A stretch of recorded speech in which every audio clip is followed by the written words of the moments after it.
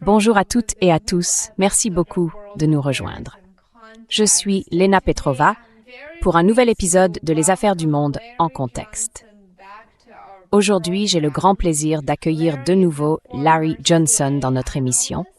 Larry est un ancien analyste de la CIA et ancien responsable du département d'État, spécialisé dans le contre-terrorisme, les opérations de renseignement et la politique étrangère américaine. Comme beaucoup d'entre vous le savent déjà, Larry tient un Substack incontournable.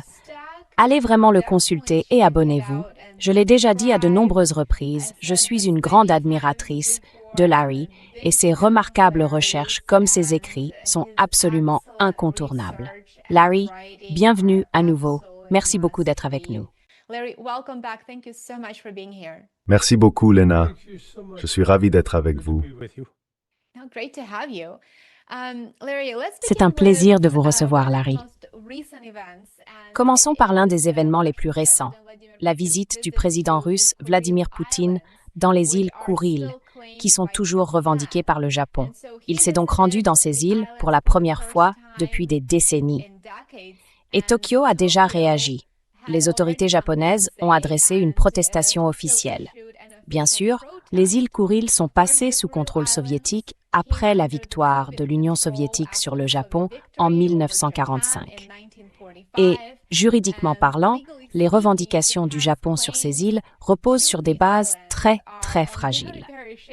Que pensez-vous du moment choisi par le président russe Poutine pour cette visite en Extrême-Orient dans les îles Kouril et de la réaction assez agressive du Japon?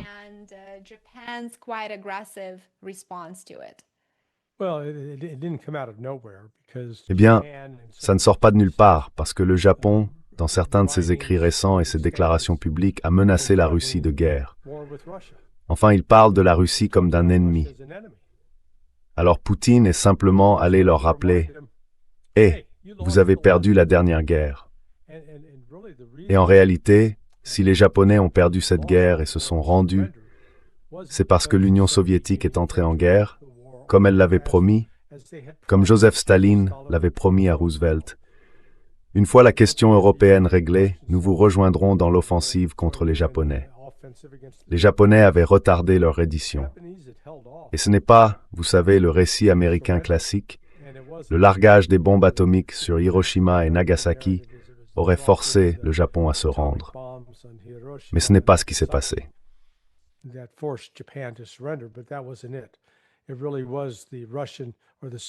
C'est vraiment l'entrée en guerre de la Russie ou de l'Union soviétique qui a fait la différence. En l'espace d'environ une semaine, les Soviétiques ont vaincu une grande armée japonaise en Mandchourie. Et vous savez, toute la guerre menée par le Japon en Chine est probablement l'une des histoires les moins racontées de la Seconde Guerre mondiale. Aux États-Unis, on grandit en entendant parler de la guerre du Pacifique. Et on a l'impression que MacArthur a montré la voie tout au long de cette guerre, que les grandes batailles se résumaient à la reconquête d'île en île. Mais en réalité, seulement 30% de l'armée japonaise était déployée dans le Pacifique. 70% se trouvaient en Chine à combattre les Chinois.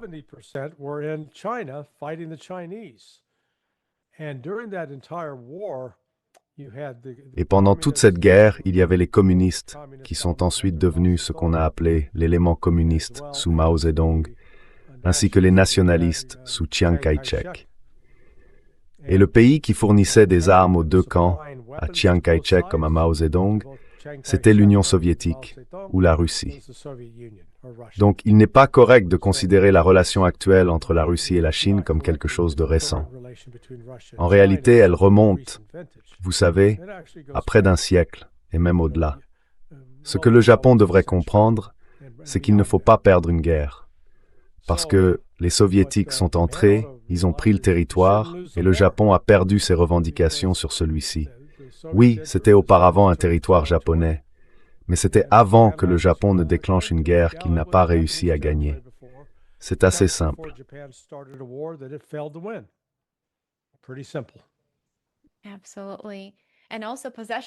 Absolument. Et puis, la possession de ces îles a en réalité été transférée à l'Union soviétique à Yalta, en février 1945. De plus, le Japon a renoncé à ses revendications sur les Kuriles dans le traité de San Francisco de 1951.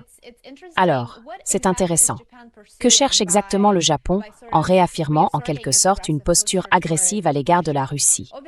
Évidemment, le Japon est un État occupé, diront beaucoup de gens, et je pense que c'est une affirmation valable.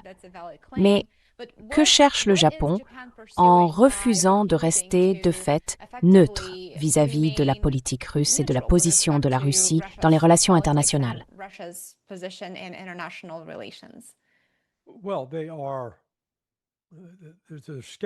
Eh bien, ils sont schizophrènes en ce moment. D'un côté, ils sont des otages financiers des États-Unis. En même temps, ils peuvent faire beaucoup de dégâts aux États-Unis, parce qu'ils sont les plus gros détenteurs de bons du Trésor américain. Et s'ils commencent à les vendre, ça fait chuter la valeur du dollar, fait monter le prix des obligations et fait grimper très fortement leur rendement. Cela sabote tout espoir pour Trump de relancer l'économie américaine. Donc, il y a ça. Mais il y a aussi leur vulnérabilité économique. Ils ont besoin de pétrole, d'un type particulier de pétrole. Ils tiraient, disons, 90% de leur pétrole du Golfe Persique. Eh bien, c'est plus le cas maintenant. L'alternative la plus proche, c'est la Russie. Je sais donc que les Sud-Coréens ont demandé aux Européens de renoncer aux sanctions parce qu'ils veulent acheter du gaz russe.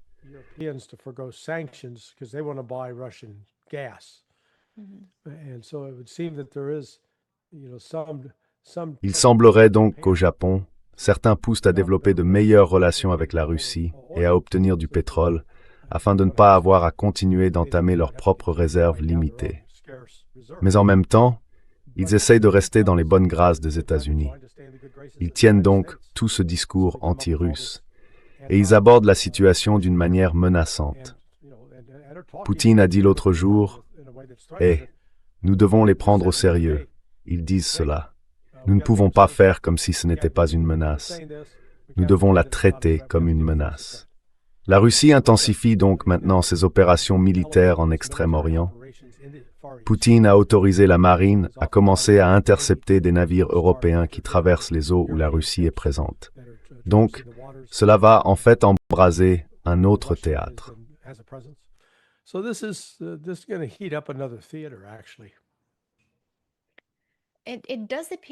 On dirait bien que ce n'est qu'une pièce supplémentaire d'un puzzle plus vaste, n'est-ce pas? Parce que nous avons évidemment la Finlande, qui a accepté d'accueillir des armes nucléaires, et puis, bien sûr, il y a l'Ukraine. De temps à autre, Zelensky attaque Loukachenko, visant donc potentiellement à faire entrer la Biélorussie dans le conflit. Ensuite, il y a le Caucase, avec la Géorgie, l'Arménie et l'Azerbaïdjan. En fait, ce sont plusieurs théâtres, à des stades très différents de déstabilisation. C'est une évaluation juste, non?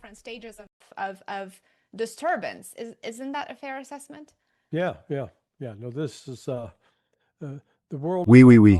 Non, le monde ne s'apaise pas. Il devient plus chaotique. Et le risque, vous savez, ça me fait vraiment de la peine de le dire, mais je pense qu'on se dirige vers la possibilité d'utiliser des armes nucléaires. Si on en arrive là, alors vous savez, il y aura beaucoup de regrets, de reproches et d'angoisse. Oh mon Dieu, qu'avons-nous fait? Mais c'est vers ça qu'on se dirige. Et l'Occident est à mon avis en mission suicide, parce qu'il croit vraiment pouvoir affronter la Chine et la Russie et les vaincre.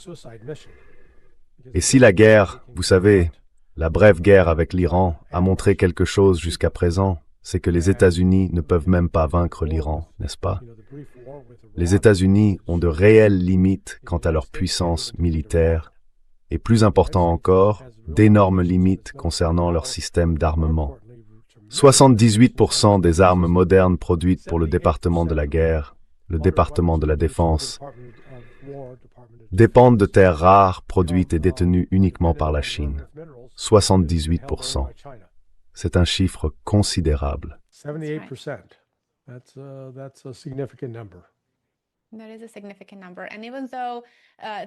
un chiffre important. Et même si l'administration Trump a tenté d'accélérer l'extraction et la production sur le territoire américain, il est clair que cela exige des investissements considérables et encore plus de temps pour augmenter les capacités et réduire les risques liés au fait que les États-Unis dépendent autant du pays, même qu'ils présentent comme leur adversaire. C'est donc une vérité très inconfortable dont on n'entend pas vraiment beaucoup parler.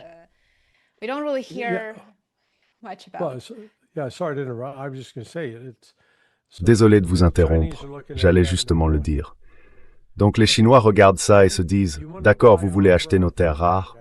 Les États-Unis répondent « Oui, c'est exact. Et vous voulez utiliser ces terres rares pour produire à la fois des armes de défense aérienne et des armes offensives comme le Tomahawk et le JASSM. Oui, c'est exact. Et vous avez l'intention d'utiliser ces armes. Vous prévoyez de les utiliser contre nous. »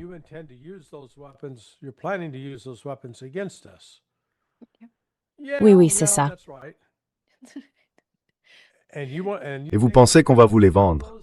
Mais partez d'ici. Vous êtes fous. C'est comme ça que la conversation devrait se dérouler.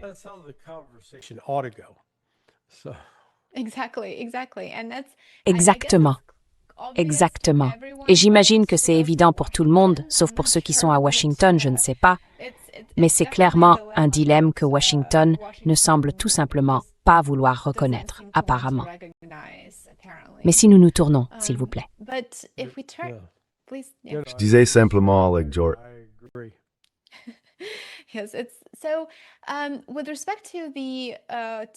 Alors, concernant la guerre en Ukraine, celle-ci semble entrer dans une nouvelle période de frappe à longue portée intensifiée et donc bien sûr de pression sur les infrastructures énergétiques et les corridors de transport.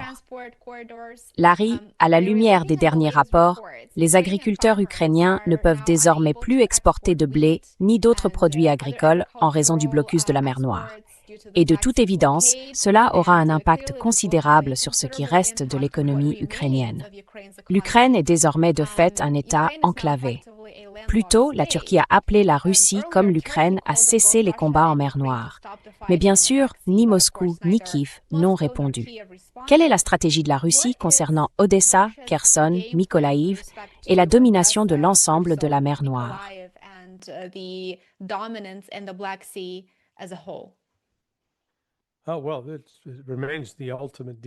Eh bien, cela reste la démilitarisation totale de l'Ukraine et par la même occasion, l'affaiblissement de l'OTAN.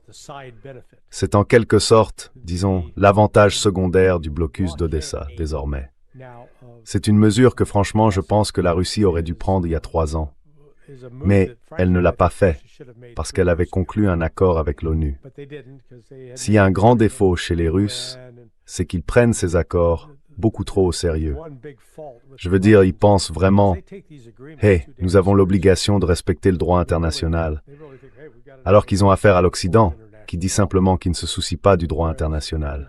Ça n'existe pas. Ça ne s'applique pas à nous.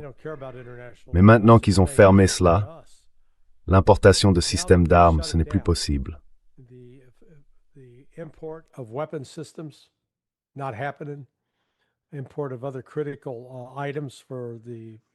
L'importation d'autres produits essentiels à la production industrielle ne se fait plus.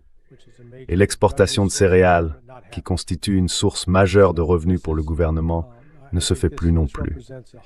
Je pense donc que cela représente une toute nouvelle initiative de la part du ministère russe de la Défense. Ils orientent la guerre dans une autre direction. En ce moment, ils lancent des attaques selon 7 ou 8 axes différents. Cela commence par Tchernihiv, au nord, Soumy, au nord, Kharkiv, au nord-est, Donetsk, où les perspectives de prendre le contrôle total de la région dans un avenir proche semblent plus favorables, puis Dnipropetrovsk, Zaporizhia, Kherson et Odessa.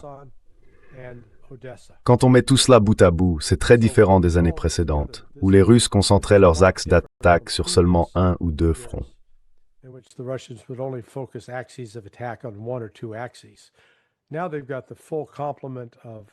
Maintenant, ils disposent de l'ensemble de leurs troupes.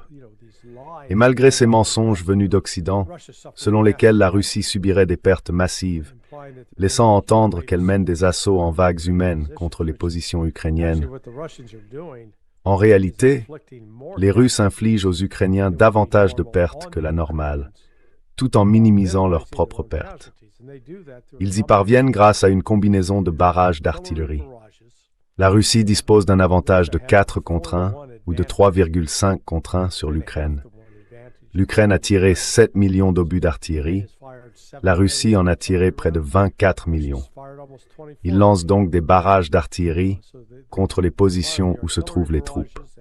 Ensuite, ils frappent ces positions avec des drones ainsi qu'avec des missiles.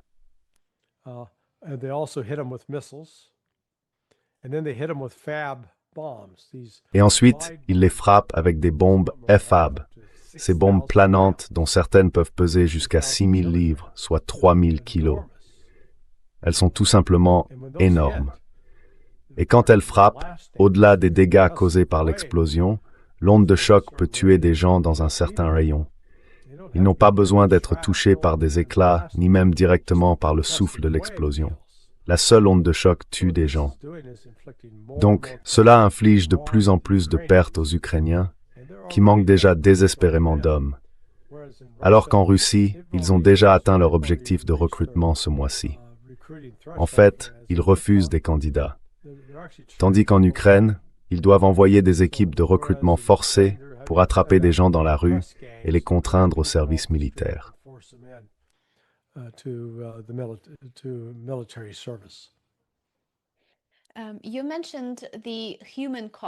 Vous avez évoqué le coût humain.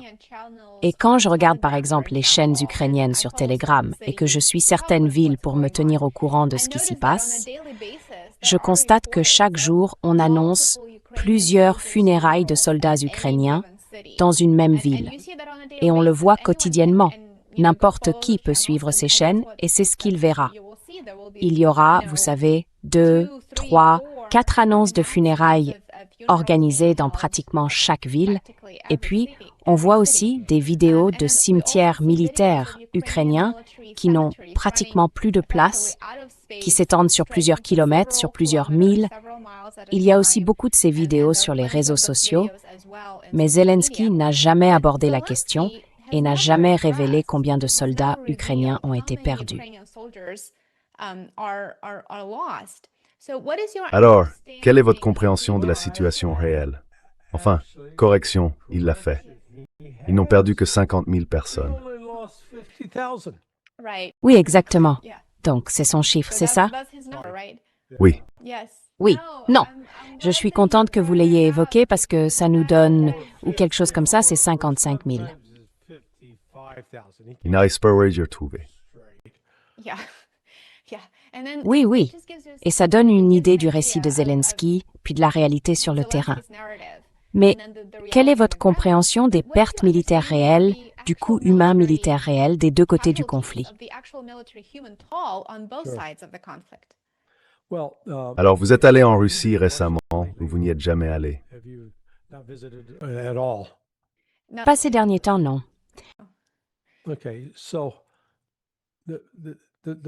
D'accord. Il y a ces choses qu'on appelle des téléphones portables, des smartphones. Les Russes en ont, croyez-le ou non. Et ils ont aussi accès à Internet et aux réseaux sociaux. Or, ce qu'on ne voit pas en Russie, ce sont les vidéos du genre de celles que vous décrivez en Ukraine, n'est-ce pas? Voici les funérailles de 4 ou 5 soldats de ce village. Voici les cimetières. Voici les tombes fraîchement creusées, rangées après rangées. Et ce n'est pas seulement 1 ou 2 cas isolés, je veux dire, c'est omniprésent. On voit ça en Ukraine, on ne le voit pas en Russie. Donc il faut prendre du recul et se demander comment une armée subit-elle des pertes. D'accord? Et il y a, en quelque sorte, 5 grandes façons.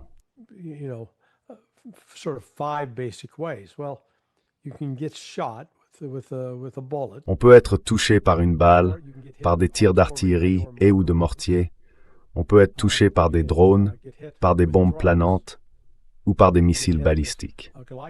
Alors passons en revue chacune de ces catégories. Écartons les tirs par balle, parce que très peu de victimes sont dues à une balle. L'artillerie, comme je l'ai dit plus tôt, pour 4 obus tirés par la Russie, l'Ukraine n'en tire qu'un. Cela signifie que les chances que Russie inflige davantage de pertes à l'Ukraine sont bien plus élevées parce qu'elle tire 4 fois plus. Les drones. Là encore, la Russie bénéficie d'un avantage décisif sur ce terrain.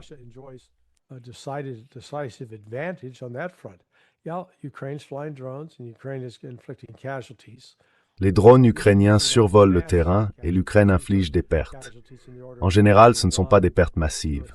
Il s'agit de l'ordre d'une, 2 ou 3 personnes.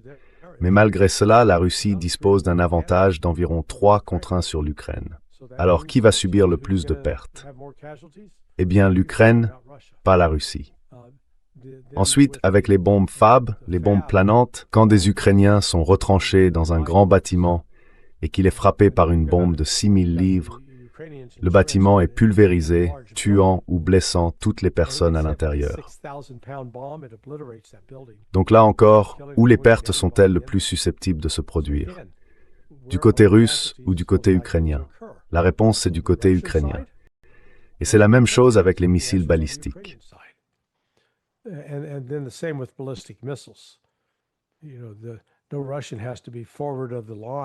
Aucun Russe n'a besoin d'être en première ligne lorsqu'un missile balistique est lancé. Cela peut se faire depuis l'arrière. Donc je pense que le nombre réel d'Ukrainiens morts est probablement bien supérieur à 1,5 million. Le nombre de Russes morts semble être un peu supérieur à 200 000.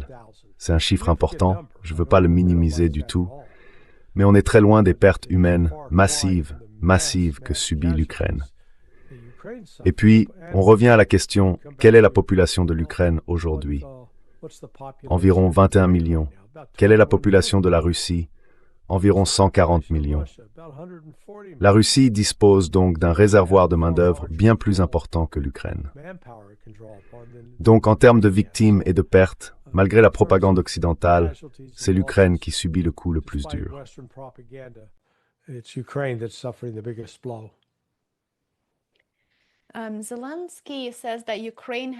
Zelensky affirme que l'Ukraine a présenté à Washington de nouvelles propositions pour mettre fin à la guerre. Mais apparemment, il n'a pas reçu de Donald Trump le niveau de soutien qu'il espérait. Dans le même temps, Zelensky a aussi déclaré qu'il continuait de refuser de retirer les forces du Donbass et il insiste toujours sur des garanties de sécurité.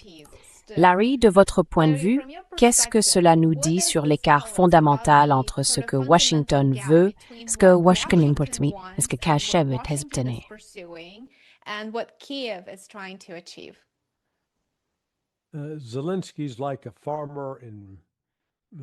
Zelensky, c'est comme un agriculteur en Louisiane qui vit au bord du Mississippi. Il a, vous savez, construit des digues, des levées de terre, pour essayer d'empêcher l'eau d'entrer. Sauf qu'il y a une inondation, et l'eau passe par-dessus la digue. Et l'agriculteur dit, oui, ça va, on ne va pas abandonner la propriété parce qu'on peut arrêter l'inondation. Mais il n'est pas Dieu. Cet agriculteur n'est pas Dieu. Il ne peut pas arrêter la pluie. Et ces inondations vont détruire la ferme. C'est exactement ce qui arrive à l'Ukraine. Zelensky peut affirmer, oh, nous n'allons pas céder ce territoire. Zelensky can claim, oh, we're not going to surrender that territory. Well, whether you choose to or not, it's going to be surrendered. Eh bien, que vous le choisissiez ou non, ce territoire sera cédé pour vous, parce que les Russes vont l'occuper. Un ami m'a envoyé un message hier selon lequel les Ukrainiens affirment toujours contrôler Pokrovsk. Enfin, ils l'ont perdu il y a 4 mois. Mais ils insistent, oh non, nous contrôlons toujours Pokrovsk. D'accord. C'est ce genre de comportement délirant où l'on dit des choses dont il est prouvable qu'elles sont fausses. Et pourtant, ils continuent à le dire, et beaucoup de gens en Occident le croient. Et les Russes, vous savez, ma seule vraie critique à leur égard, c'est qu'ils sont très mauvais dans leur opération d'information.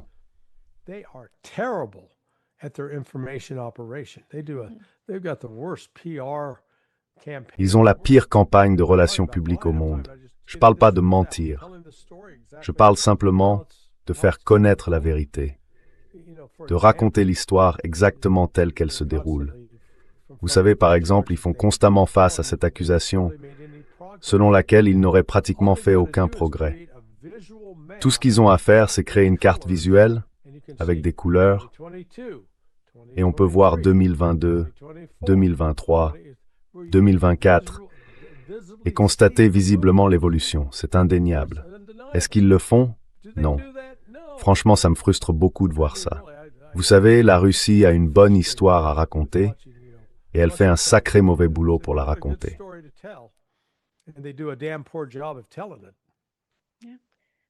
Je pense que l'Iran pourrait leur apprendre 2 ou 3 choses sur la manière d'être présent sur les réseaux sociaux.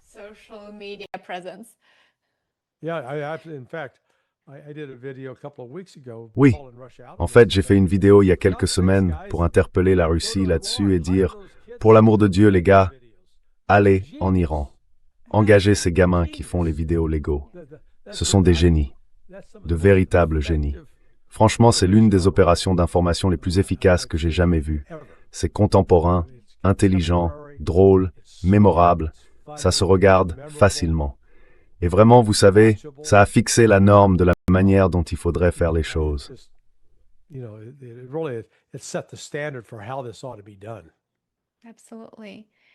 Absolument.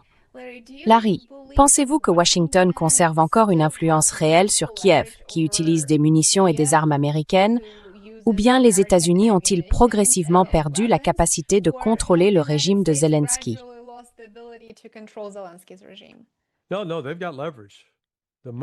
Non, ils ont un levier. L'argent. Toujours l'argent. Et en plus, l'inspecteur général interne du département de la Défense avait ouvert une enquête criminelle sur le détournement de l'aide américaine. Et l'administration Trump ne fait rien de ça. C'est juste en quelque sorte, oh bon, vous savez, ce n'est pas une priorité. Trump est le pire président de tous les temps.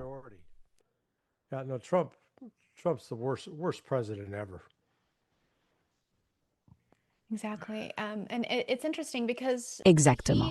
Et c'est intéressant parce qu'il semble voir ça comme une transaction commerciale. Pourtant, c'est exactement la même guerre qu'il affirmait pouvoir terminer en 24 heures.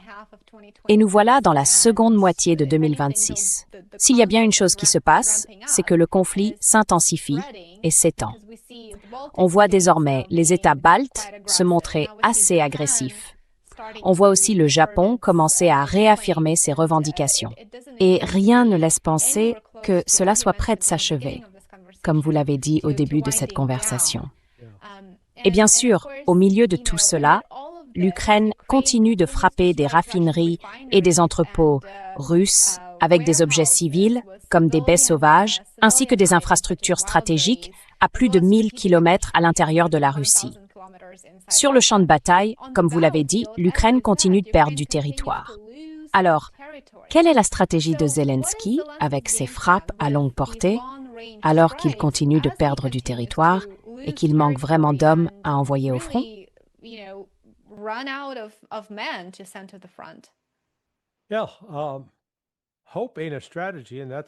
Oui, espérer n'est pas une stratégie, et c'est tout ce qu'il a. Il espère que d'une manière ou d'une autre, la Russie s'effondre. J'aimerais que vous, et les personnes qui nous regardent ou nous écoutent, fassiez une sorte de comparaison côte à côte. D'abord, regardez la superficie de l'Ukraine par rapport à celle de l'Iran. L'Iran est environ 3 fois plus grand que l'Ukraine.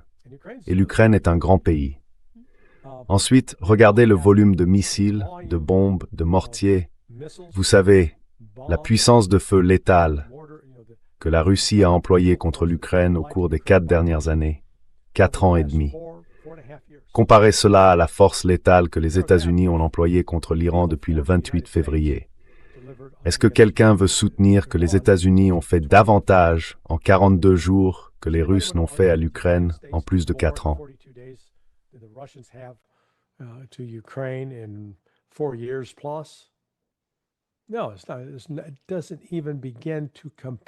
Non, ça ne se compare même pas au niveau de destruction que la Russie a infligé à l'Ukraine.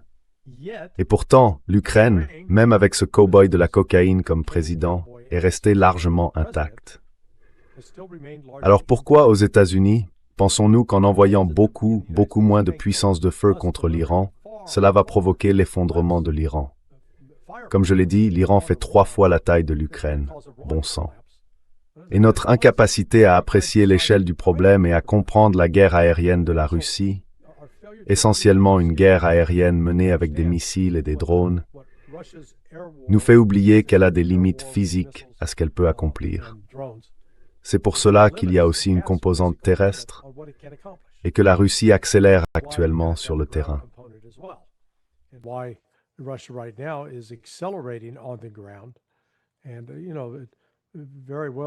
Et vous savez, bien avant la fin de l'année, on pourrait voir Kiev menacée d'occupation et Odessa menacée elle aussi. Il faut donc simplement garder cela à l'esprit. Ça aide, vous savez, ça aide à relativiser une bonne partie de l'hystérie qui consiste à attribuer des résultats extraordinaires à nos propres efforts militaires en Iran, à en exagérer les effets, tout en minimisant les effets mesurables de ce que fait la Russie en Ukraine. Et cela montre que, même avec l'immense avantage de puissance de feu dont la Russie bénéficie face à l'Ukraine, cela ne contraint pas magiquement les Ukrainiens à se rendre.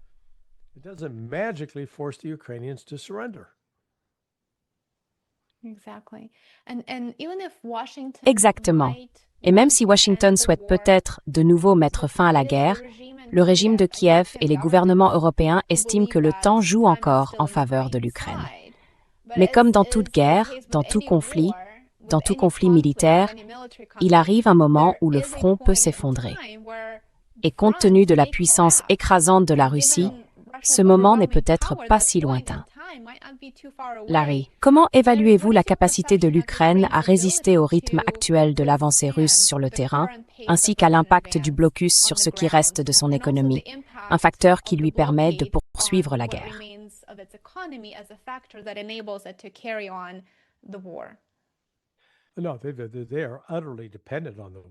Ils dépendent entièrement de l'Occident, sur le plan financier comme pour l'équipement militaire.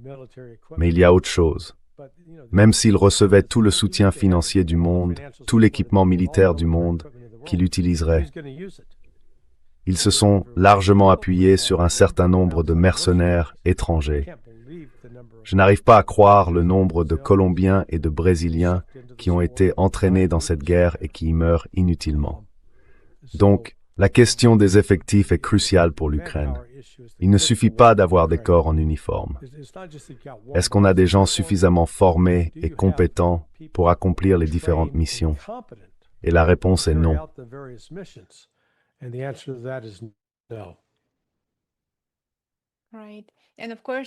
Oui, et bien sûr, l'Ukraine dépend entièrement des instructeurs des pays occidentaux, ainsi que des armes occidentales.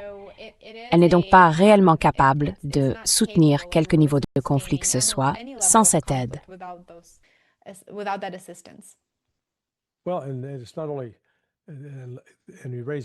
Eh bien, ce n'est pas tout. Vous soulevez aussi la question des armes fournies par l'Occident. Le gros problème, c'est que l'Occident n'a plus, pour l'essentiel, les armes les plus sophistiquées qu'il souhaiterait envoyer à l'Ukraine. Les stocks sont épuisés et ils ne peuvent pas en produire davantage parce que leur fabrication exige des terres rares transformées contrôlées par la Chine.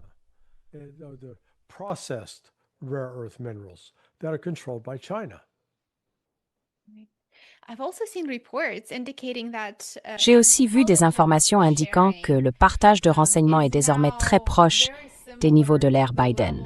Il semble donc que l'administration Trump ait en quelque sorte suspendu certains échanges de renseignements pendant un certain temps, mais aujourd'hui, c'est très comparable, voire identique, à ce qui se faisait sous Biden. Alors, qu'est-ce que Trump cherche réellement à obtenir ici?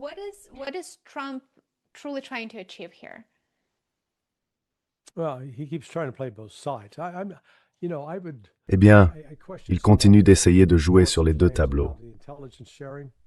Vous savez, je m'interroge un peu sur les informations et les affirmations concernant le partage de renseignements, parce qu'au même moment, nous venons de voir une négociation secrète qui a permis la libération d'un marine américain jugé et condamné pour agression sur des policiers. Les Russes l'ont laissé partir sans exiger de contrepartie des États-Unis. Donc il se peut que la contrepartie qu'ils ont obtenue soit liée par exemple au partage de renseignements.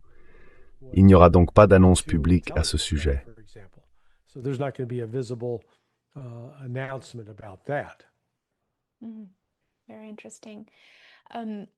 Très intéressant. Ces derniers jours, j'ai relevé plusieurs informations intéressantes en Europe.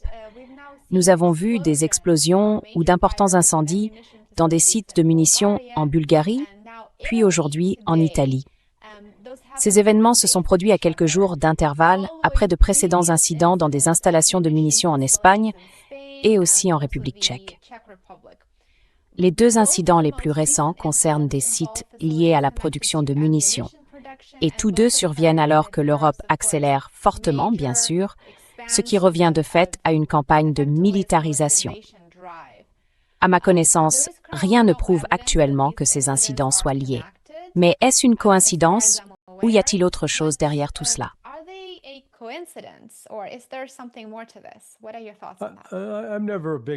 Qu'en pensez-vous? Je n'ai jamais vraiment cru aux coïncidences, mais ça ne me surprendrait pas que les Russes aient lancé une opération clandestine pour saboter et détruire ces usines. C'est tout à fait faisable. Mais il se peut aussi que cela résulte d'une décision. Bon, augmentons notre production. Et sous la pression d'augmenter la production, ils deviennent moins rigoureux, plus négligents dans leurs méthodes de fabrication. Or, quand on travaille avec des explosifs, la dernière chose qu'on veut, c'est de la négligence.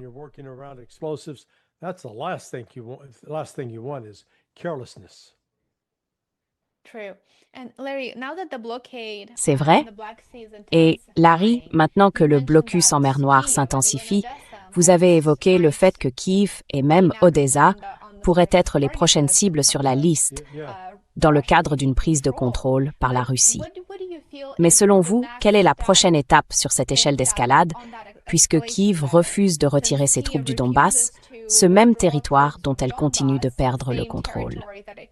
Il est donc extrêmement illogique que Zelensky continue de dire « Eh bien, je ne vais pas quitter le Donbass », alors qu'il est incapable de soutenir l'effort de guerre. Alors, quelle est la prochaine étape sur cette échelle d'escalade?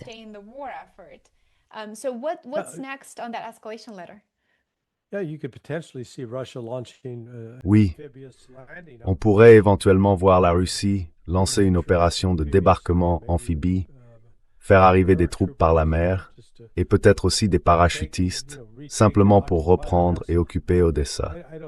Je ne pense pas qu'il y ait actuellement une force militaire ukrainienne importante sur place. Et une fois qu'ils auront sécurisé Odessa, ils disposeront alors d'une base avancée à partir de laquelle les drones et l'artillerie pourront frapper plus profondément en Ukraine. Écoutez, le sort de l'Ukraine est scellé.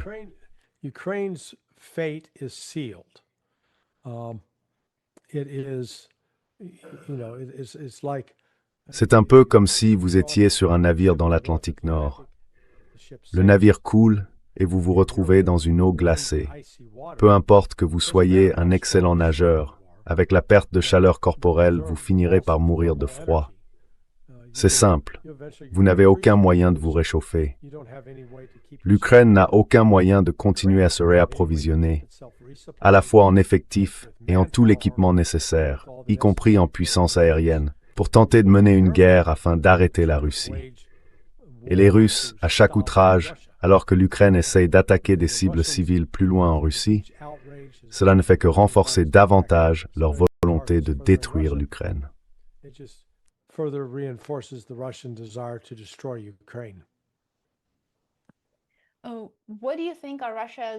Selon vous, quelles sont, à l'heure actuelle, les conditions minimales acceptables de la Russie pour la paix? Il semble que les 4 oblasts ne suffisent plus à eux seuls à créer cette zone tampon que le régime de Kiev veut vraiment exploiter contre la Russie.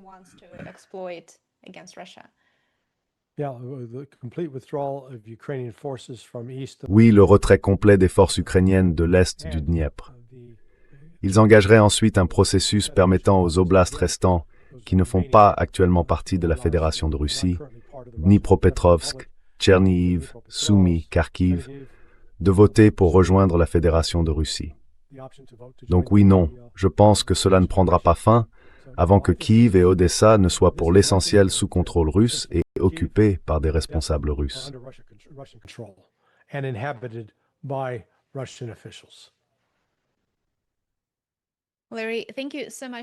Larry, merci beaucoup de vous être joint à nous aujourd'hui et de nous avoir aidés à décrypter et à comprendre ce qui se passe actuellement dans cette guerre par procuration contre la Russie via l'Ukraine. Comme toujours, c'était une conversation absolument passionnante et j'espère vous recevoir à nouveau très bientôt dans l'émission pour un nouvel épisode. Eh bien, merci pour l'invitation. J'ai vraiment apprécié l'occasion d'échanger avec vous et j'espère que les gens auront trouvé ça utile. Je l'espère aussi. Je suis certain qu'ils l'ont fait. Très bien. Merci, Larry.